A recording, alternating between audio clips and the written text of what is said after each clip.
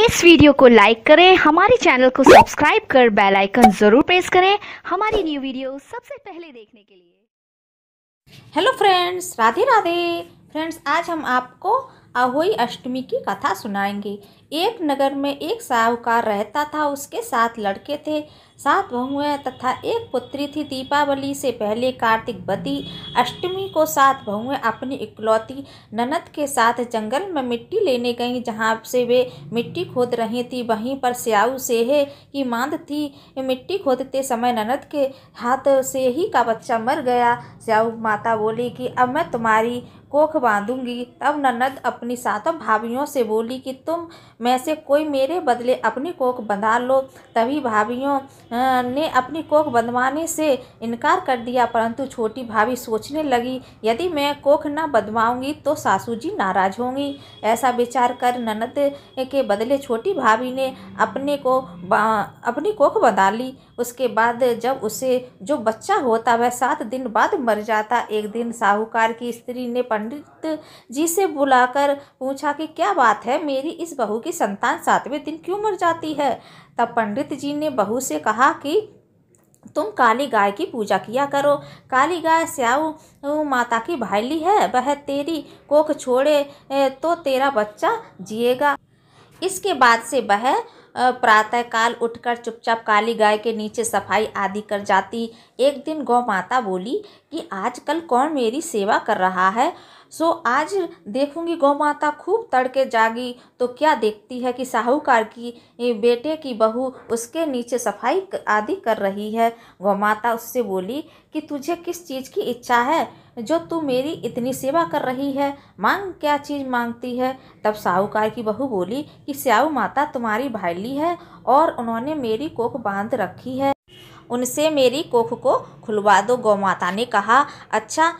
तब गौ माता 7 समुंदर पार अपनी भाईली के पास उसको लेकर चली। रास्ते में कड़ी धूप थी, इसलिए दोनों एक पेड़ के नीचे बैठ गईं। थोड़ी देर में एक सांप आया और उसी पेड़ पर गरुड़ पंखनी के बच्चे थे, उनको मारने लगा। तब साहूकार की बहू ने सांप को मारकर ढाल के नीचे दबा दिया और बच्चों को बचा लिया। थोड़ी देर में गरुड़ पंखनी आई तो वहाँ खून पड़ा देखकर साहूकार की बहू को चोंच मारने लगी। तब साहूकारनी बोली कि मैंने तो तेरे बच्चे को मारा नहीं है, बल्कि सांप तेरे बच्चे को डसने आया था। मैंने तो तेरे बच्चों की रक्षा की है। यह सुनकर गरुड़ पंखनी खुश होकर बोली कि मांग, तू क्या मांगती है। वह बोली, 7 समुंदर पार स्याऊ माता रहती है, मुझे तू उसके पास पहुंचा दे। तब गरुड़ पंखनी ने दोनों को अपनी पीठ पर बैठाकर स्याऊ माता के पास पहुंचा दिया। स्याऊ माता उन्हें देखकर बोली कि आ बहन, बहुत दिनों बाद आई। फिर अब कहने लगी कि बहन, मेरे सिर में जूं पड़ गई है। तब सुरई के कहने पर साहूकार की बहू ने सिलाई से उसकी जुएं निकाल दी। इस पर स्याऊ माता प्रसन्न होकर बोली कि तेरे 7 बेटे और 7 बहुएं हों। साहूकारनी बोली कि मेरा तो एक ही बेटा नहीं, 7 कहाँ से होंगे। स्याऊ माता बोली, वचन दिया, वचन से फिरूं तो धोबी के कुंड पर कंकरी होऊं। तब वो साहूकार की बहू बोली, माता बोली कि मेरी कोख तो तुम्हारे पास बंधी पड़ी है। यह सुनकर स्याऊ माता बोली, तूने तो मुझे ठग लिया।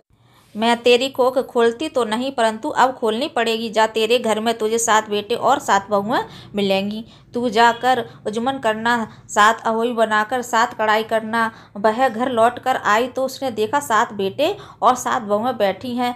वह खुश हो गई और उनसे 7 अहोई बनाकर 7 उजमन किए, 7 कढ़ाई की। दीपावली के दिन जेठानियाँ आपस में कहने लगी कि जल्दी जल्दी पूजा कर लो, कहीं छोटी बहू बच्चों को याद करके रोने ना लगे। थोड़ी देर में उन्होंने अपने बच्चों से कहा कि अपनी चाची के घर जाकर देख आओ कि वह अभी तक रोई क्यों नहीं। बच्चों ने देखा कि वापस जाकर कहा कि चाची तो कुछ मांड रही है, खूब उजमन हो रहा है। यह सुनते ही जेठानियाँ दौड़ी दौड़ी उसके घर गईं और जाकर पूछने लगी कि तुमने कोख कैसे छुड़ाई।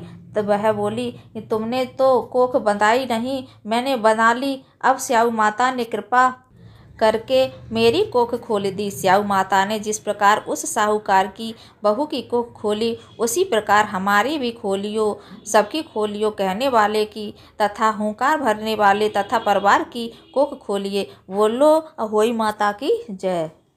तो फ्रेंड्स, उम्मीद है आपको मेरा ये वीडियो पसंद आया होगा।